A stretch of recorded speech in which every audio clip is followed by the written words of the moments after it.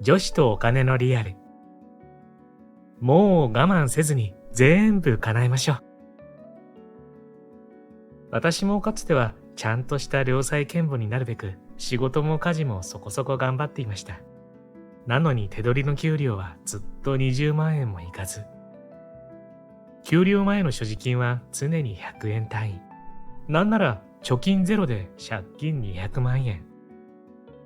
でもそれまでも別に適当な人生を歩んできたわけでは決してなく、収入を増やそうと転職や資格取得などに何度もトライ。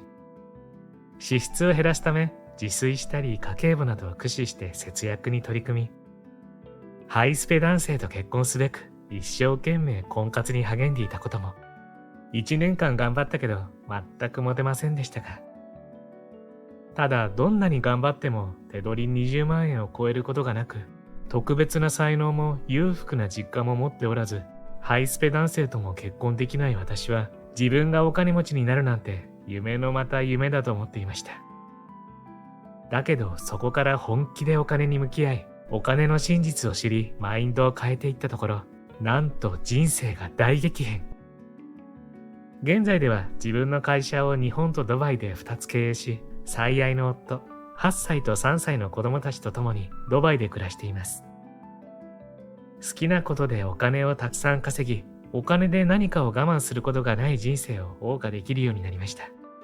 そんな私がお金に悩んでいた過去の自分に思うこと。それはお金に関して全部間違ってたねということ。お金持ちとそうじゃない人というのは、具体的に持っているお金の額が違うのではなく、お金に対するマインドや物事の捉え方が全く違ったのです。私は何か特別な才能があったからじゃなく、お金に対する捉え方を変えたことでお金に恵まれるようになりました。人生お金が全てではない。確かにそうです。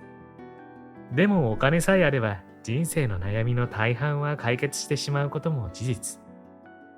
仕事が苦痛。お金があればそもそも嫌な仕事はしなくていい。綺麗になりたい。美容や外見にお金をかければ綺麗は作れる。家族とうまくいかない。環境や害虫にお金を使うことで大半が解消。家族をはじめとした大切な人たちを幸せにするためにもお金はとっても大切です。お金があれば幸せな体験を一緒にたくさん共有できます。周りに困っている人がいたら手を差し伸べることだってできます。さらにやりたいことがないという悩みですら、お金さえあれば大半は解決するのです。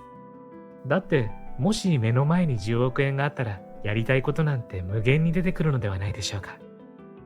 つまり女性の悩みの大半はお金さえあれば解決してしまうことが多い。10年前にこのことに気がついた私は、そこから真剣にお金と向き合い、お金を正しく稼ぎ、そして正しく使うことに対し、体を張って取り組んできました。そして自分だけではなく、その方法や仕組みをたくさんの女性たちに伝えてきました。その結果、現在では1700名以上となった講座生。私の講座に参加したことがきっかけで、何もないゼロから月に100万円稼ぐようになったなんてことはざら。年に数千万円から1億円以上稼ぐようになった女性もたくさんいます。もともと私も彼女たちも何か特別な才能があったわけではありません。少なくとも出会った当初はほぼ全員が、自分には何も才能がないからお金持ちにはなれないと悩んでいました。でもそこから自分自身やお金と真剣に向き合うことで豊かになっていったのです。その中で何度も痛感しているのは、かつての私を含め、日本の女性の基本的なお金に対する考え方が初期状態では全て間違っているということ。全て？とびっくりしたかもしれませんが、はい、全てです。お金の使い方も稼ぎ方も何もかもが全て間違っていたんです。今の私は年に4億円以上を稼ぎつつも、その年に全て使い切るという、一般的に考えたらありえないくらいたくさんのお金に満たされた人生を送っています。私のお金の使い方を見て、そんなに使ってなくなったらどうするんですか？とびっくりされることも多々。でも私はいつからでもどんな状態からでもまたお金をいくらでも生み出していけることを確信しているため、お金を使う怖さがほとんどありません。それは私が10年以上何度もお金がなくなりながらも全力で体を張ってお金の真実を学んできたから。先ほども書きましたが、豊かな人とそうじゃない人というのは具体的に持っているお金の額ではなく、お金に対するマインドや物事の捉え方が全く違うのです。そしてそれは世間で正しいとされていることとは真逆だったりします。給料も安く、特別な才能も裕福な実家もなく、ハイスペ男性とも結婚できないからお金持ちになんてなれないとかつては思っていた私。でも最初は10万円を自分で稼ぐところから始まり、100万、1000万、5000万、1億、4億と段階的に稼ぎ使ってきたからこそ分かったことがあります。それは今がどんな状態であっても自分次第で豊かになっていくことは誰にでも可能ということ。私だけじゃなく、私と出会ったことで何千万も稼ぐようになったたくさんの女性たちが生き証人です。この本は過去の私が囚われていた、そして今でも多くの日本の女性が囚われているお金の呪いから女性たちを解放するために書きました。さあ、次はあなたの番です。お金に対する間違った思い込みをなくし、お金の真実を知り、一緒に豊かな人生を手に入れましょう。こんにちは。ハピケンことハッピー研究所の翔です。今回は女子とお金のリアルという本をご紹介します。皆さん、お金欲しいですか？あ、聞くまでもありませんでしたね。みんなお金は欲しいですよね。そのために働いて節約して、なんとかやりくりしたり我慢したりして頑張ってお金を貯めてるんですよね。ですが、それ間違っているんです。その考え方ではお金のある人生にならないんですって。じゃあどうすればいいのかって？それではリアルにお金持ちになる方法をご紹介しましょう。本書の著者は小田切朝樹さん。私なんてこんなもの、身の丈で生きようと人生を諦めた節約 OL だった小田切さんですが、転職、副業、起業を経て億単位の年商を稼ぐお金のある人生に変わっていったのです。以前紹介した私ちゃんとしなきゃから卒業する本も凝り固まった思い込みをガラリと変えてくれる素敵な本でしたよね。そんな彼女が家庭や社会では教わらないリアルなお金のルール、好きなことを我慢しないで全部叶える方法を教えてくれるのが本書なんです。本動画では本書のこの雰囲気をほんの少しだけご紹介したいと思いますので、ぜひ最後までご覧になってくださいね。そして今回も幸せのダイヤモンド探しがございます。このハッピーダイヤモンドを動画のどこかに5つ置いておきましたので、見つけてみてくださいね。見つけたら小さな幸せゲットですからね。それでは続きをどうぞ。ハッピー研究所では幸せになるためのいろいろなノウハウをご紹介しています。チャンネル登録して一緒にハッピーを作っていきましょう。私たち日本の女子はお金の呪いにかかっている。日本の女性たちは社会からたくさんのお金の呪いをかけられています。私が自分の体を張って見つけてきたお金の呪いとお金の真実、さらに紹介していきますね。日本ではお金は会社が決めた給料としてもらうものだと多くの人が考えています。だからより良い給料をもらうために、いい成績を取っていい大学を出て大きな会社に入って仕事を頑張る。ということは、いい大学出てない時点で終了。小田切アウト。でもいい会社に入って死ぬほど努力したとしても、日本の会社員では年収1000万円くらいがほぼ上限です。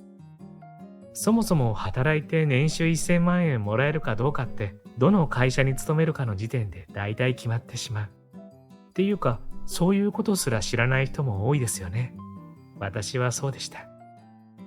日本では親も学校もマスコミもそういうことを何も教えてくれません。なぜなら親をはじめとする大人たちですらそんなことは知らないからです。知らないから教えられない。大人がお金に向き合ってないのに子供がお金に向き合えるはずありません。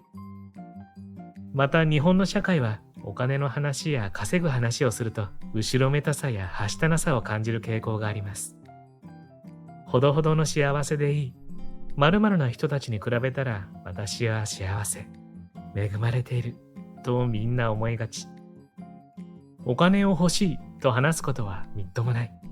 思うことすらはしたないってされてますよね。例えば、同僚にボーナスいくらだった？家のローン毎月いくら？とか、上司に私の給料どうやったら上がるの？給料を上げてください。とか、婚活市場で収入はいくら？貯金は？親は裕福？とか、本当はめちゃめちゃ気になるのに話しちゃダメな空気感がいっぱい。日本社会にはお金に対するタブーがはびこっていて、人に年収や資産を聞くのは下世話だし、給料を上げてほしいっていうのは強欲だし、そのために積極的に行動するのははしたない。こんな風に考えている人がとても多いのです。多くの人と同様に私もお金の話イコールはしたない。お金イコールよくわかんない怖いものというイメージを抱いていました。日本社会はお金に向き合えないように作られています。お金持ちに稼ぐ方法を聞いてはいけないし、聞けないから知識も増えない。そもそもお金に向き合う風潮がない。向き合う必要性すら誰も教えてくれない。学校でもお金の勉強なんてしないですよね。むしろ私たちはお金を大事と思わせない教育をずっとされてきています。住宅ローン、貯金、預金、毎月の給与明細。お金のことはなるべく考えずに生きようね。お金はあなたじゃなく誰かが決めてくれるもの。お上が決めるから庶民は考えなくてもいいんだよ。っていうサブリミナルがはびこってるの気づいてます？ところで私には手取り14万円でニート彼氏と同棲し、彼のパチンコ代で借金が膨らんでいくというこじらせ暗黒期があるのですが、これを聞くと皆さんはこんな風に感じるのではないでしょうか。なぜそんな彼氏と付き合ってたの？と。これは私が悲しいほどモテなかったからというのももちろん理由の一つなのですが、もう一つ大きな理由があります。実は当時の私はいつも自分にこんなことを問いかけていたのです。自由とお金、どっちを取る？愛とお金、どっちを取る？そして私は間違いなく自由と愛を取ると思ってました。実家には厳しい母親がいたので、実家に戻るよりも自由な人生を生きたい。今はこんな彼でもいつか成功してお金持ちになって私を幸せにしてくれるはず、と。もし今当時の私に会うことがあったなら、私は目を覚ませと喝を入れるに違いありません。自由よりも愛よりもお金を取れということ？いいえ、そうではありません。お金と何かを比較すること自体がそもそも間違っていたのです。今の私はこう考えます。愛も自由もお金もすべて同じくらい大切。愛情たっぷりで思いっきり自由でお金もたくさんある。これが一番いいに決まってる。それがお金持ちの考え方です。また以前の私はやりがいがあるけど収入が低い仕事とつまらないけど安定した収入の仕事のどちらかしか選べないとも思っていました。全部取るなんてそんなの無理と目指す前から諦めてしまっていたのです。でも実際に私が一番稼げたのは自分の長期講座を主催するというやりがいもあって高収益な仕事。最初からこれを狙って取りに行くのが必要だったんだとこの時に初めて分かりました。これが欲しい、こんなことをしたい、そんな気持ちと、お金がない、お金がもったいないという気持ち。これをずっとどちらかしか取れないと決めつけて生きている限り、お金持ちにはなれません。片方しか取れない、片方は諦めるという考え方をやめて、すべてを総取りできる方法を考える。それこそがお金持ちの基本姿勢でした。この世に私たち日本の女性というのはたくさんのお金の呪いをかけられてきています。その結果、お金に対する自信が地に落ち、不安が生まれているのです。ずっとお金に不安なのはなぜ？私たち日本人女性のお金に対する自信のなさ、不安。その背景には呪いがあるとお伝えしましたが、詳しく解説すると、こんな価値観が植え付けられているのが現状です。なるべくいい大学に入れるように勉強を頑張るのがいい。いい会社に入れるようちゃんと就活しなきゃ。ただ、就職しても女性は自分の力で年収を上げたり豊かになるのは難しい。だから稼いでくれる男性に見初められるよう自分磨きや婚活に励むべし。結婚したら夫の年収が上がるよう夫のお世話や家事育児も頑張る。子供ができたらその子が将来稼げるよう塾や習い事など子供に尽くす。介護も夫や子供が仕事や学業に専念できるよう妻が担うのがいい。家庭のお金が円滑に回り貯金もできるよう倹約家な妻が理想的。このように世間では夫や子供の邪魔をしないようにサポートを頑張る女性がいい妻だと思われていますよね。でも冷静に考えてみてください。これってずっと自分以外の誰かのためにある人生ではないですか？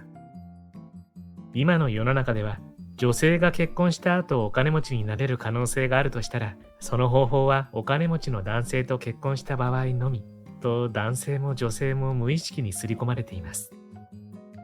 それゆえ稼ぐのは男性の仕事という意識が男女ともに根強く残ってしまっているのです。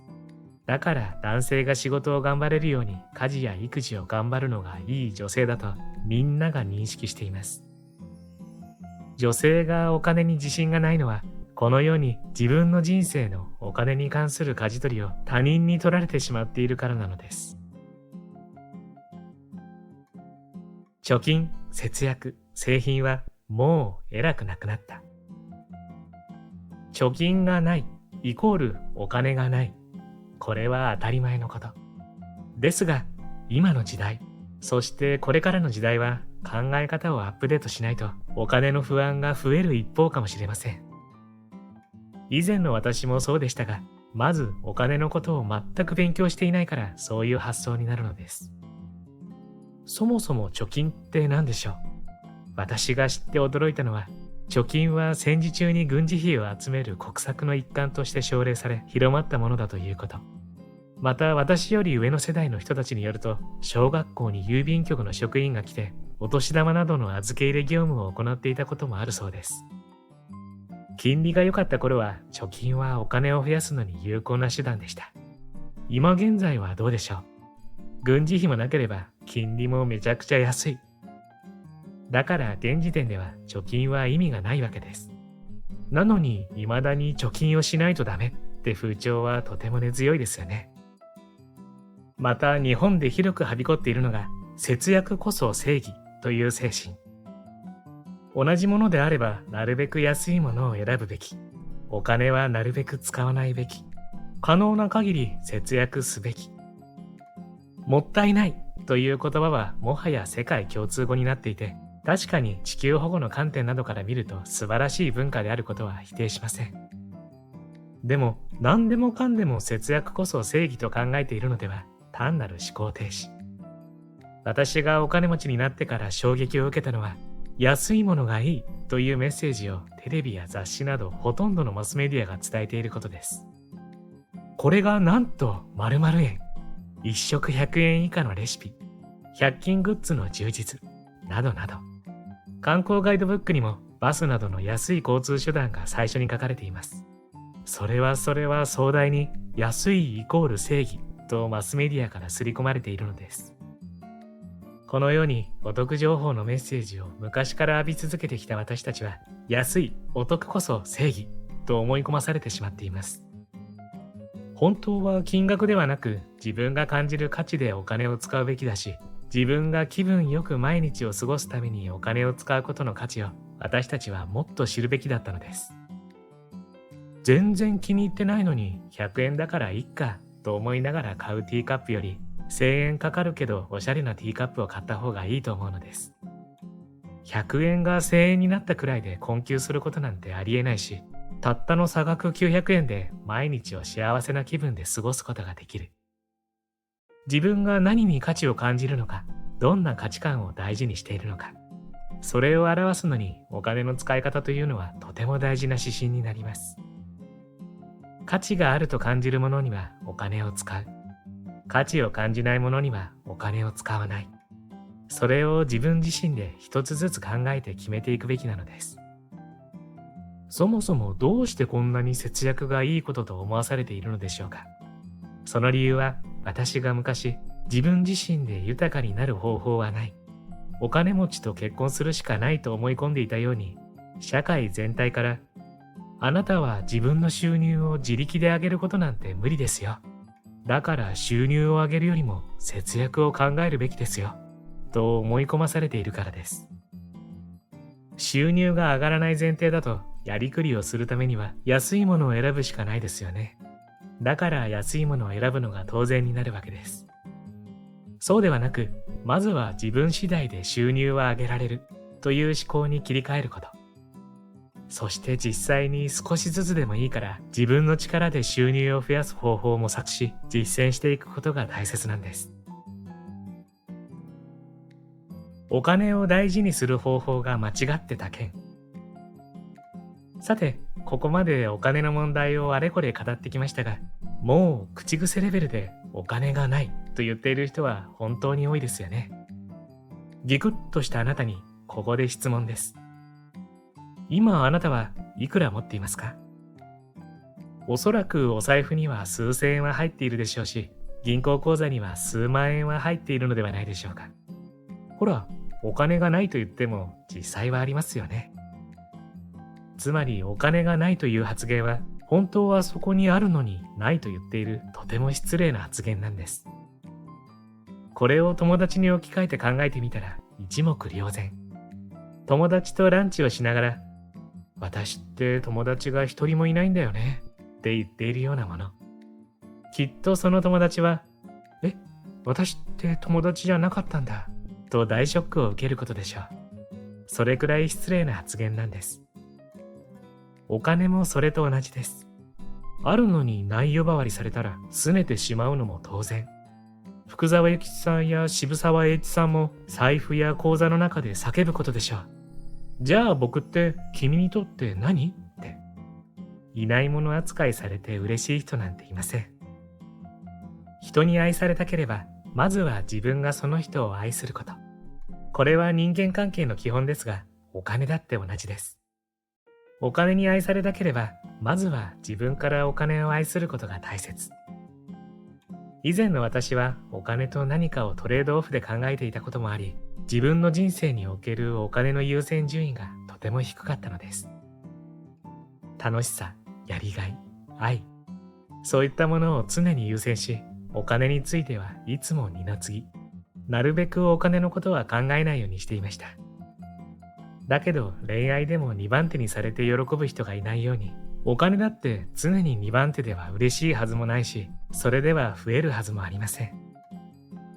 楽しさ、やりがい、愛、こういったものはもちろん大切ですが、同時にお金だって諦めない。すべてを手にしながらお金だって同時にたくさん手に入れる方法を真剣に考えて実践していくべきだったのです。またお金は使うことで人生にたくさんの幸せをもたらしてくれる素晴らしいツール。なのにただ口座に入れているだけではそれは単なる数字。あなたの人生を豊かにすることはできません。例えばあなたが300万円のとてもゴージャスなダイヤモンドの指輪を持っているとします。しかしもしその指輪を一度もつけることなく、誰の目にも触れさせることなく、ずっと金庫に大切にしまっているとしたら、たまに一人で取り出して眺めてニヤニヤするだけでも確かに幸せかもしれませんが、それってもはや指輪を持っていない人生と現実は何も変わりませんよね。そんな指輪と同様に、お金も使った時に初めて価値を発揮します。自分がめちゃくちゃ仕事ができるのにコピー取りばかりさせられていたら誰だって嫌ですよね。これもお金だって同じ。お金はいろんなことができる力を持っているのだから、ちゃんとその力を発揮させてあげましょう。つまり、お金を自分が大切に感じるものに使うことこそが、お金を大切にしていることなのです。お金を大切にするふりをして、お金を悲しませるのは今日でおしまいにしましょう。今回もプロローグ程度のご紹介でしたが、本書の雰囲気伝わりましたでしょうか。前作もそうですが、小田切さんの本はいつも思い込みを外すことを教えてくれます。お金は我慢して貯めるもの。お金は旦那が稼いでくるもの。お金は使うほどなくなっていくもの。こんな思い込みを外していくことでお金の流れが良くなり、結果的にお金のある人生になるというわけなのです。この本が面白いのは、じゃあ具体的にどうすればいいのかをリアルに教えてくれること。今の状況で副業なんて無理とか、技術も資格もないから無理とか思っている人にこそ読んでほしいですね。それがお金になるの？あ、こんな方法でお金を増やせるんだとびっくりすると思いますよ。好きなことを我慢しないで全部叶える人生に変えてみませんか？興味のある方はぜひ読んでみてはいかがでしょうか。そうそう、皆さん、冒頭にお伝えしたハッピーダイヤモンド見つかりました？ダイヤモンドの数は全部で5つでしたよ。どうです？見つかりましたか？見つけた時の小さな喜びも立派な幸せ。見つけたあなたは幸せを一つ積み重ねてハッピー度が上がってますからね。最後までご視聴ありがとうございました。これからも皆様の幸せづくりに役立つ情報をまとめていきたいと思いますので、チャンネル登録や高評価をしていただけるととっても嬉しいです。また次回の動画でお会いしましょう。皆様に幸せが届きますように。